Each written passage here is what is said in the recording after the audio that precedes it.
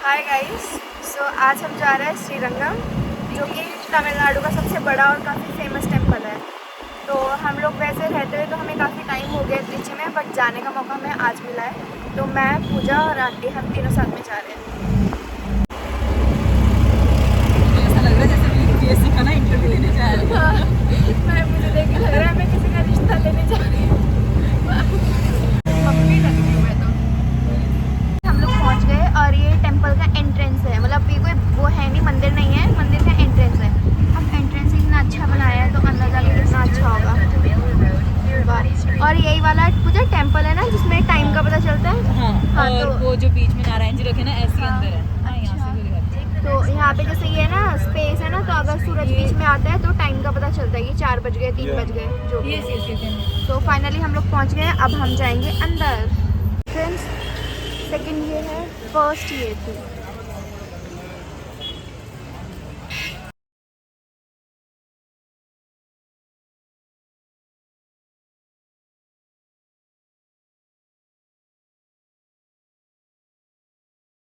का third entrance, यानी कितने एंट्रेंस, हम तो जाए जा रहे। अब इसके पीछे मुझे एक और दिख रहा है, आई थिंक एक और है। तुझे कितने एंट्रेंस है इसके? लास्ट है इसके अंदर वाला। चलो ये लास्ट है, मतलब 4 एंट्रेंस है, फिर मेन मंदिर है।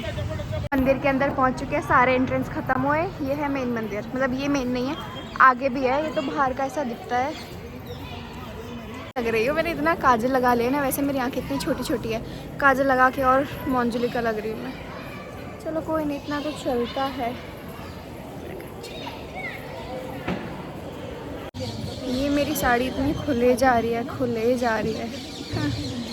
सेफ्टी पिन लगाई फिर भी बहुत ज़्यादा कपड़ा थोड़ा फिसलने वाला है ना, तो बार बार खुले जा रही है। मैं रुक रुक के बस ये साड़ी संभाल रही हूँ, इसे लग तो अच्छी रही है। तो यहाँ पे क्या सीन है, अंदर दर्शन के लिए अगर आपको नॉर्मल दर्शन करने हैं तो आप जा सकते हो, लेकिन वेटिंग है 1.5 घंटे की। और अगर आपको थोड़ा जल्दी करना है तो आपको यहाँ पे 100 रुपीज़ एक्स्ट्रा पे करने पड़ेंगे, जिसको बोलते हैं स्पीड दर्शन। तो अगर आप ऐसे नॉर्मल से जाओगे तो फिर आपको फ्री है, बट आपको 1.5 घंटा वेट करना पड़ेगा। और अगर आप यहाँ से जाओगे 100 रुपीज़ पे करके, तो आपको सिर्फ 100 रुपीज़ पे करने हैं।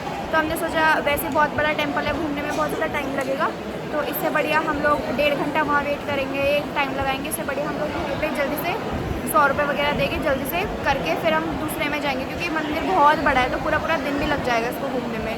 और भीड़ तो बहुत ही ज़्यादा है, मैं अभी दिखाती हूँ।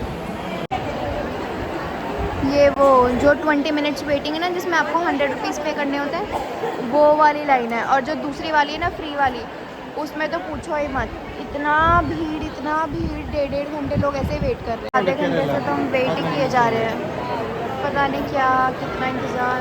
सो अभी हमें वेट करते हुए हो गए होंगे 40 to 45 मिनट्स। इतनी लंबी लाइन है, और जबकि हमने ये एक्स्ट्रा से टिकट ली है, तो हमें लगा जल्दी हो जाएगा। इन्होंने 20 मिनट का नाम लिया था, बट हमें 40 या 45 मिनट्स हो गए हैं। तो इतनी देर से हम इंतज़ार किए जा रहे पता नहीं हमारा नंबर कब आएगा। हम तो ये सोच रहे, जो लोग मतलब पैसे वाले दूसरी जगह से जा रहे हैं, तो उन लोग ने कितना वेट किया होगा, ऐसे 2-2 घंटे। फिर और देखो लाइन देखो, बहुत ज़्यादा भीड़ है। और हम लोग का बिल्कुल नंबर आने ही वाला था। हम ये गेट है ना, इसके जस्ट साइड में खड़े थे।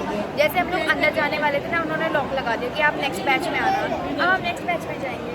और मुझसे मेरी कभी साड़ी नहीं संभल रही है, कभी मुझसे मेरा गजरा नहीं संभल रहा है, क्या करूँ मैं। और यहाँ तो बैठने की भी जगह नहीं है, मैं तो खड़ी थक गई।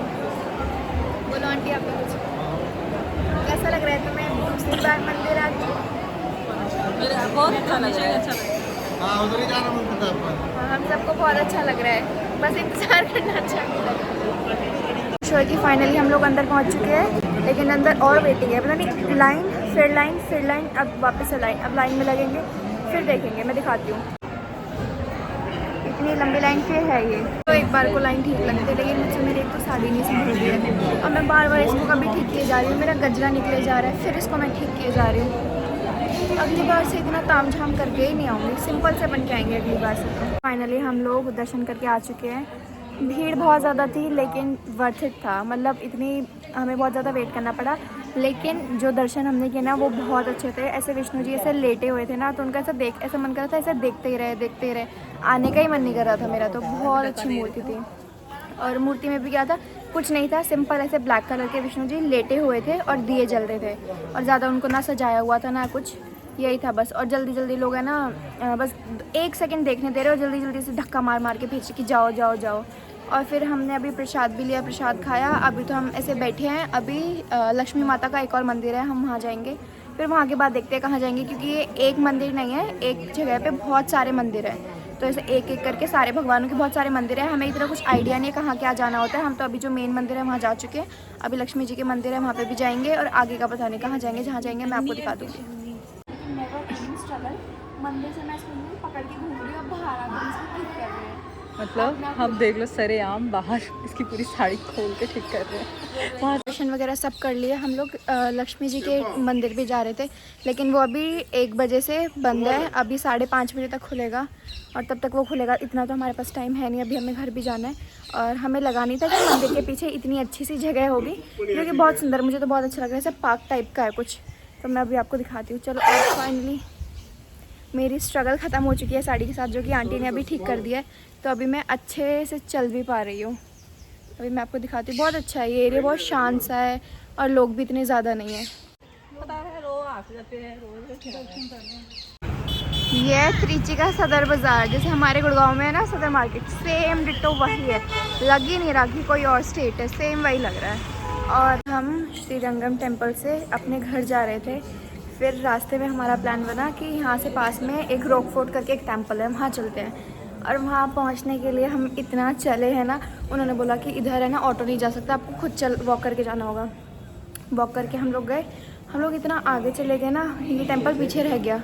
फिर उसके बाद हम लोग आए, हमें इतनी मुश्किल से ये मिला। और अब यहाँ पे कितनी सीढ़ियाँ हैं? 100 नहीं, ज़्यादा ही है, 100 से तो ज़्यादा है, 300-400 तो होंगी। अब वो हमें सारा चढ़ के इतना ऊपर तक जाना होगा। क्या होगा आज तो हमारा। मैंने साड़ी पहनी है और यहाँ इतनी स्टेयर्स है ना, और मुझसे ना साड़ी संभल रही है ना स्टेयर्स। पक्का मैं गिर गिर के जाऊँगी। थक गई बहुत ज़्यादा।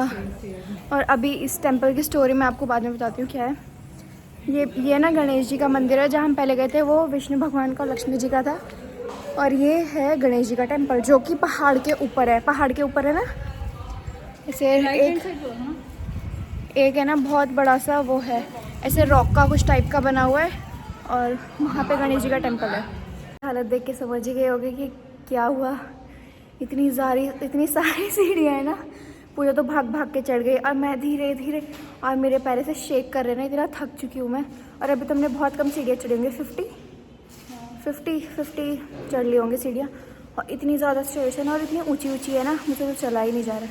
और अभी तो बहुत ऊपर, भगवान नहीं चाह रहे हैं कि हम लोग ऊपर जाए। अभी हम लोग ऊपर तक चढ़े और वहाँ पे 3-4 बंदर मिल गए और वो बंदर हट ही नहीं रहे। फिर हम लोग वापस से उतर के आए। अब हम वापस से चढ़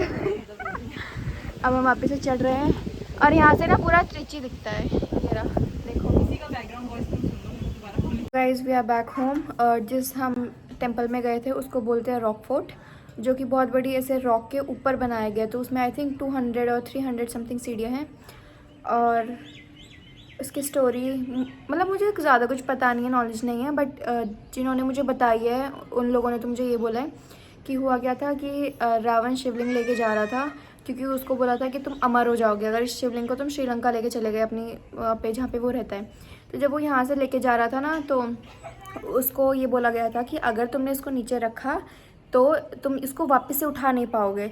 और उसके बाद फिर जब सुबह हो गई तो उसको स्नान करके शिव जी की पूजा करनी थी। तो वो नदी के पास रुका, बट उसको ये था कि अगर उसने नीचे रखा ना तो वो वापस से उस शिवलिंग को उठा नहीं पाएगा और वो अमर नहीं होगा। और फिर क्या हुआ, सब देवता को पता चला। तो उनको लगा कि हाँ ये पक्का लेके चला जाएगा, कुछ नहीं, हम कुछ नहीं कर पाएंगे। तो उन्होंने गणेश जी को बोला। तो गणेश जी ने एक बच्चे का रूप लेके वो वहाँ गए। तो जब वो नदी के पास था रावण, तो रावण ने बोला गणेश जी को कि तुम इसको पकड़ो और जब तक मैं आता हूँ तो तुम इसको पकड़े रखना। तो गणेश जी ने बोला कि मेरी एक शर्त है कि मैं 3 तक गिनूंगा, अगर 3 से पहले तुम आ गए तो ठीक है, अदरवाइज़ मैं उसको यहाँ रख दूँगा। तो फिर उसके बाद रावण ने बोला चलो ठीक है, इतना तो टाइम मैं नहीं लगाऊंगा। तो जैसे ही रावण नदी के अंदर जाने को हुआ ना, तो फट से गणेश जी ने बोला 1 2 3, तो फिर वो रख के चले गए। तो रावण उसको, गणेश जी को मारने के लिए उनके पीछे भागे। तो वो भाग के उस जो अभी जिस टेम्पल में हम लोग गए हैं वहाँ पे चढ़ गए ऊपर, रॉक के ऊपर। तो फिर तब से उसका नाम रॉक फोर्ट पड़ गया। अब मुझे नहीं पता कि ये स्टोरी है क्या स्टोरी है, correct me if I am wrong, तो मुझे कमेंट्स में बताना जिसको पता होगा तो। So that's it for today's vlog.